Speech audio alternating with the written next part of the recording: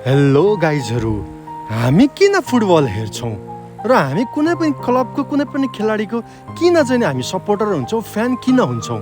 Obviously कुनै पनि खेलाडीको कुनै पनि क्लबको गेम हेर्दाखेरि हामीले इन्टरटेनमेन्ट पाउने गर्छौँ भने हामी त्यो क्लबको त्यो खेलाडीको फ्यान बन्छौँ।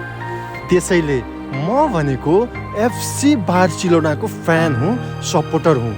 किनकि मलाई बार्सिलोनाको गेम हेरेर एकदम आनन्द आउँछ, एकदम इन्ट्रेस्टिङ लाग्छ बार्सिलोनाको गेम खेल्ने शैली।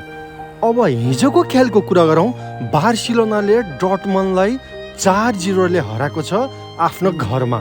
यो कुनै पनि सानो गेम होइन, यो भनेको च्याम्पियन्स लिगको क्वार्टर फाइनलको गेम हो।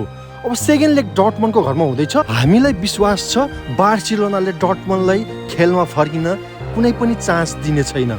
बिस्का एल बार्सा।